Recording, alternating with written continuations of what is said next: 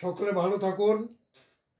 আজকে একটা বিষয় নিয়ে এসেছি। আমাকে অনেকে প্রশ্ন করেছে যে পঞ্জিকা পঞ্জিকা আপনি করেন, পঞ্জিকা জ্যোতিষের কী কাজে লাগে? পঞ্জিকা হচ্ছে পঞ্চ অঙ্গ। আমাদের দেশ যেমন নানা রকম অঙ্গ আছে, পঞ্চ, হ্যাঁ, আর পঞ্চ চক্ষু কর্ণ নাসিকা জিহ্বা ত্বক, এগুলো যেমন আছে, এগুলো যেমন কাজে লাগে, তেমনি আমাদের দৈনন্দিন জীবনে পঞ্জিকাকে লাগে। কারণ বার তিথি নক্ষত্র করণ যোগ।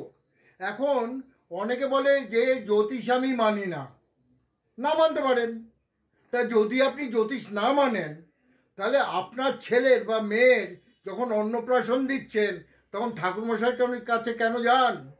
হ্যাঁ, যে আমার ভালো দিনটা দেখে দিন, একটা ভালো তিথি দেখে দিন। আপনি যখন বিয়ে করতে যাচ্ছেন, আপনার ছেলে মেয়েকে যখন বিয়ে দিচ্ছেন, তখন কেন ঠাকুরমশাইদের কাছে যাচ্ছেন? মশাই, হ্যাঁ, আপনার একটা মেয়ে পছন্দ হয়েছে, আপনার ছেলের বিয়ে দেবেন, দিন না মশাই। দিন দেখার কি আছে?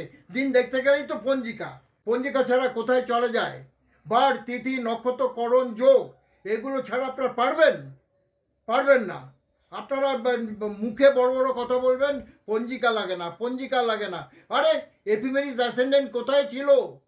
আর 2022-এর আগস্ট মাসে এপিমেরিস বেরিয়েছে, 2023 চলে গেল ডিসেম্বর, এপিমেরিস বেরিয়েছে।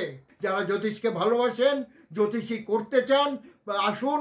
আর KS institute of oriental heritage আমার নিজের হাতে তৈরি, যাভাবে শিখিয়ে দেব, আমার যে ফ্যাকাল্টি আছে, যেভাবে শিখিয়ে দেব, 2 বছর শেখাবো, 1 বছর কোনো প্রফেসরের গাইডে সে প্র্যাকটিস করবে, তাতে যা পয়সা পাবে তার পয়সা, আমরা তাতে ছোবো না।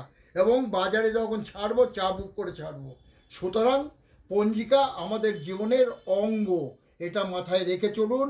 আমাদের বাপ ঠাকুরদার সময় এপিমেরিস অ্যাসেন্ডেন্ট ছিল না, পঞ্জিকা থেকে করতেন। আমাদের চেয়ে অনেক ভালো জ্যোতিষী তারা ছিলেন। সুতরাং এই যে দিনের দিন জ্যোতিষ বাড়ছে, ক্রমশ বাড়ছে, একটা গলিতে 10টা 15টা করে সব জ্যোতিষ। আরে জ্যোতিষ বাড়লে কি হবে? জ্যোতিষ শাস্ত্রের অবনতি ঘটছে মশাই। আপনারা যারা জ্যোতিষকে ভালোবাসেন, সেই দিকে খেয়াল করুন। এইটুকুই আমার বলার। পঞ্জিকা ছাড়া জ্যোতিষ হয় না। আর যারা পঞ্জিকা নিয়ে মানে না, তাদের আমি জ্যোতিষ বলে মনে করি না। তারা জ্যোতিষী নয়, তারা করে খাওয়ার জন্য করছে। সোজা কথা পরিষ্কার। তাতে যদি আপনার বদনাম করেন, করুন, আমার কিচ্ছু এসে যাবে না। হ্যাঁ, যেটা সত্যি সেইটাই আমি বললাম।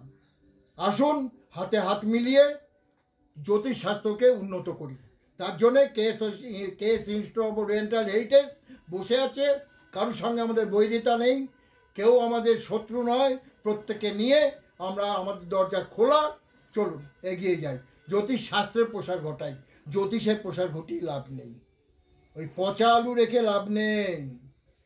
হ্যাঁ, বস্তায় যে কটা পচা আলু আছে, বেচে ফেলে দিন, বাকি আলু পচে যাবে। সুতরাং করবেন না মশাই, এই স্বাস্থ্য নিয়ে খেলা করবেন না, এটা আমার বিনীত অনুরোধ। ভালো থাকবেন সকলে, সুস্থ থাকুন, সুন্দর থাকুন।